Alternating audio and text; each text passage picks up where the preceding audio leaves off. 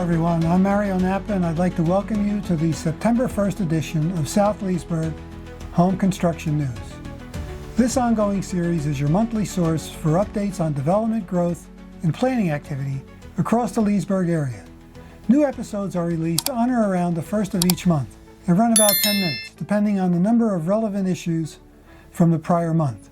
If you'd like to know more about the location of the issues discussed in this video, please check the description on YouTube for directions.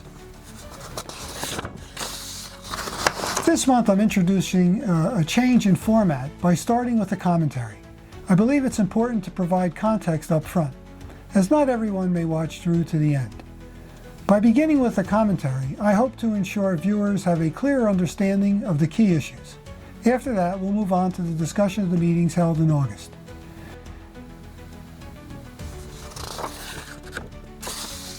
For years, Altminer and others in Leesburg's administration have repeated the same line, that the explosive growth in our city will pay for itself. But that promise is unraveling, and we're all starting to feel the consequences. Take the recent comments by Lake County Commissioner Sean Parks. He acknowledged that we're entering a new era in transportation infrastructure, one where the money simply isn't there. He's proposing that each city in the county contributes $5 million annually to help cover a staggering $300 million shortfall. That shortfall isn't just a number. It's the direct result of rapid, poorly balanced growth and the failure of the MPO process to secure adequate funding. Last month or 2 months ago, representatives from all 14 municipalities met to discuss how this commitment might be funded. The solution proposed by one of the mayors raised fees for existing taxpayers. And where will that money come from? From you, from me, from all of us. Through higher taxes and increased fees, costs that won't be isolated to the fastest growing district. These financial burdens will be spread across every resident in Leesburg. I think that's something that the residents of this city don't fully understand. And it's not just transportation. We also heard from a consultant that even with the highest possible impact fee increases allowed, the city will face a gap in funding for water and sewer infrastructure because of explosive growth. Fire and police have yet to be evaluated. The solution again? Raise fees for everyone. That means your utility bills are going up, whether you live in District 3 or nowhere near it. This is the hidden cost of unchecked development. The belief that growth pays for itself is not just wrong, it's expensive. And you are paying for it. That's why it matters how your city commissioner votes on growth-related issues, no matter which district you live in. The decisions they make don't just shape one neighborhood. They shape the future of our entire city and directly impact your wallet. Next year, you'll have a chance to vote again. And when you do, vote with your eyes open. Ask the hard questions. Look at the track record. Don't buy into the promise that growth comes free. Because as we're now learning, the bill always comes due. And you, the existing residents of Leesburg, are going to have to pay for it. Now let's continue with a review of the recent month's meetings. The first meeting is the Leesburg Planning Commission meeting on July 31st, 2025. It involves the Oakidge subdivision. This meeting was not included in last month's publication due to a missed deadline, so it will be covered in this month's video instead. The project under review involves the annexation and rezoning of land located east of County Road 48, across from the villages of Westlake and south of the Turnpike. The proposal is for a planned unit development, or PUD, encompassing approximately 596 acres, most of which consists of wetlands. The development plan includes around 910 single-family homes concentrated on the upland portions of the site. Of these homes, 642 are detached, 37 having 70-foot lots along the perimeter, 46 having 60-foot lots, and 559 having 50-foot lots. Of these 910 units, 268 are proposed as 1,200 square foot duplexes on 35-foot lots for each unit, or 70 feet for each duplex, which would increase the housing density in the buildable areas. However, due to the extensive wetlands, the overall gross density of the project remains low. A map of the proposed PUD layout is shown to the right. The Planning Commission voted 5-2 to recommend denial of the project to the City Commission, citing concerns about the proposed density being inconsistent with the surrounding area, as well as traffic impacts on County Road 48. North of the proposed site, County Road 48 is considered one of the most hazardous and congested roads in the city of Leesburg. The first reading for this project was held on August 25th at the Leesburg City Commission meeting, and the proposal that was recommended for denial was presented to the City Commission. The second reading and the final vote will be held at the September 11th Leesburg City Commission meeting. The second meeting we're covering this month is the City of Leesburg Commission meeting held on August 11th. One of the main agenda items was Margaretta Estates, a proposed development at the southeast corner of County Road 48 and Number 2 Road. This project spans 196 acres, 103 acres already annexed into Leesburg, and 93 proposed for annexation as part of the Planned Unit Development, or PUD. Plans call for 586 single-family detached homes limited to 2 stories with a density of 2.99 units per acre. The northwest section, which includes Lake Margaretta and surrounding wetlands, will remain untouched. A central parcel classified as Lake County Rural Transition is excluded from the project, while the northern portion, also Rural Transition, would be reclassified to City of Leesburg Estate Residential. Infrastructure requirements include a traffic signal at County Road 48 and Number 2 Road, along with improvements to Number 2 Road, specifically 12-foot travel lanes and 4-foot shoulders for the entire part of the development.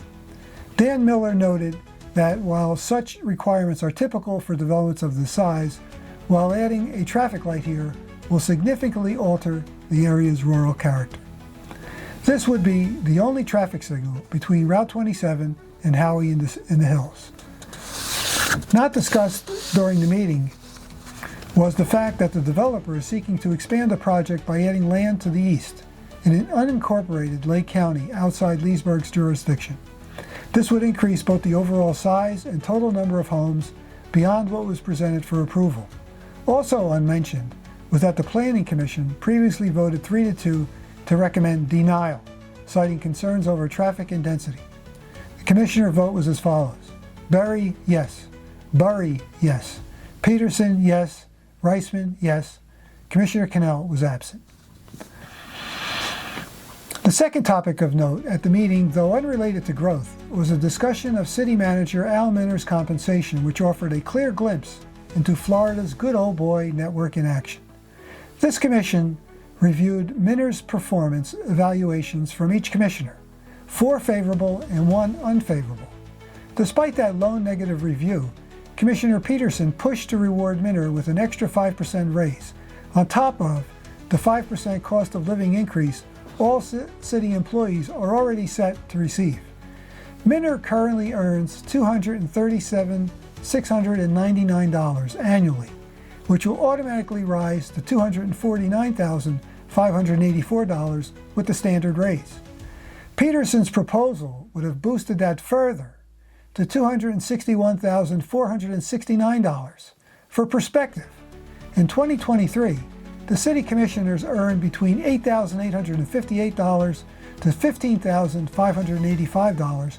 The governor of Florida earned $134,181, and the President of the United States, during Donald Trump's prior presidency and now, earns $400,000 as set by Congress.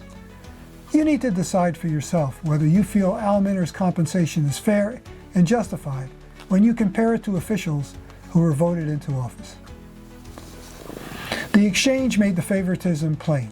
Peterson openly championed the extra raise, with Commissioner Berry backing him, while Commissioners Berry and Reisman opposed it.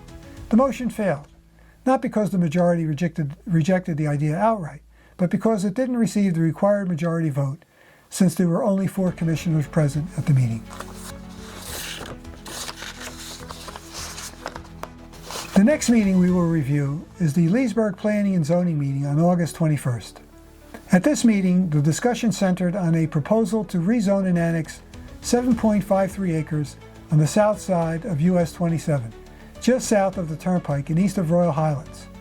Currently zoned commercial under the Royal Highlands Development Plan, the property could allow up to 49,500 square feet of commercial space. Instead, the proposal seeks to convert the parcel to City of Leesburg low-density residential, permitting 48 attached single-family townhomes. The units would be at least 20 feet wide, 11,000 square feet or larger, with 2 parking spaces per unit and limited to 2 stories. Whether the homes will be restricted to residents 55 and older, as with Royal Highlands, remains undecided. If not age restricted, a school concurrency review would be required. The plan does not include access or interconnectivity to Royal Highlands.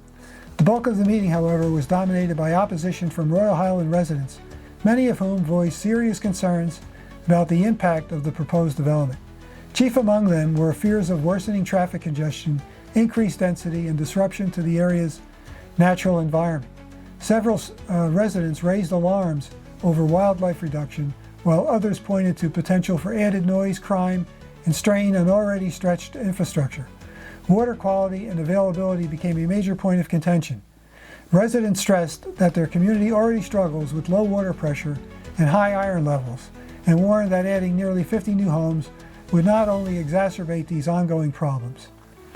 Many argue that the proposed development is simply incompatible with the character and capacity of the surrounding neighborhoods. After lengthy discussion, a motion to approve the project failed on a 3-3 tie vote, as it lacked the required majority. While opponents celebrated this outcome, the matter is far from settled. The proposal will now move forward to the Leesburg City Commission, with the first reading scheduled for September 8th, and the second reading and final vote set for October 13th. Both meetings begin at 5:30 p.m. on the top floor of City Hall, where residents plan to continue voicing their opposition.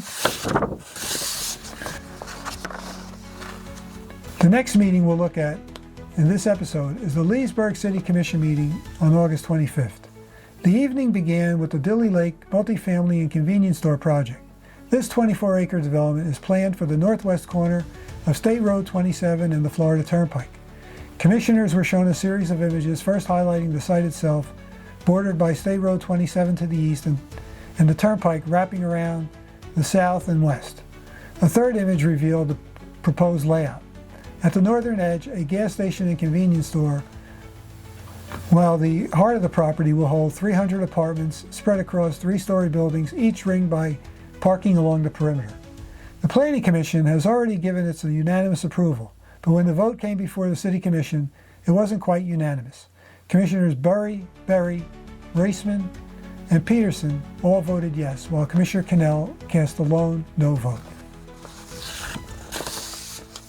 The next major item of discussion involved Kalos Services, a company based in Claremont with plans to relocate its corporate headquarters and training center to South Leesburg. Their vision centers on a 90-acre property along US 27 just south of the Turnpike. Much of that is wetlands, but the upland areas provide space for 2 main facilities, a new headquarters building and a residential component designed for workforce housing. At the Planning Commission stage, the proposal called for 32 apartments. At this meeting, though, Kalos representatives spoke of as many as 60 units to be built in a future phase depending on employee demand. These residences would give Kalos staff convenient housing options right near the corporate campus. Beyond housing, the project carries a significant economic impact. Kalos expects to support around 300 jobs, including 50 brand new positions. That promise of growth and opportunity earned strong support from the Planning Commission, which voted 7-0 in favor. The City Commission followed suit, passing the measure with a unanimous 5-0 vote. It's not too often that this happens. The final item addressed at the meeting was Commissioner Berry's proposal to donate land to the organization FastPass, which is led by his wife. This land was part of a recreational facility that was used by the Leesburg Shuffleboard Club for decades. The measure was approved by a 4-1 vote, with Commissioner Cannell casting the only dissent. This decision proved highly controversial, adding to the criticism already stirred by the defeat of the rezoning moratorium and resulting in further negative publicity for the city of Leesburg, an outcome viewed by many as particularly unfortunate. The final meeting covered in this episode is the Lake County Commission meeting held on August 26th. A significant portion of the discussion centered on the proposal to raise the county's gas tax by an additional 5 cents, a measure permitted under state law and already adopted by more than 30 other Florida counties. A portion of the revenue will be directed to local municipalities, with the remainder allocated to the county for maintaining existing roads. Commissioners noted that the county's roads are deteriorating faster than current maintenance efforts can keep up, and this increase would not even address the construction of new roads or the widening of existing ones, both urgently needed due to rapid and largely unchecked growth. Estimates place the total funding required for necessary infrastructure improvements between $300 and $500 million, which we can expect to see funded by increased taxes and fees paid by us.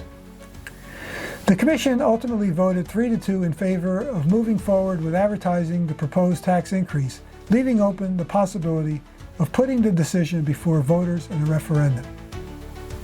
Well, that wraps up this September 1st edition of South Leesburg Home Construction News. Be sure to like, subscribe, and click the bell so you never miss an update of what's happening and shaping the future of Leesburg. I'm Mario Nappa. Thanks for watching, and see you next month.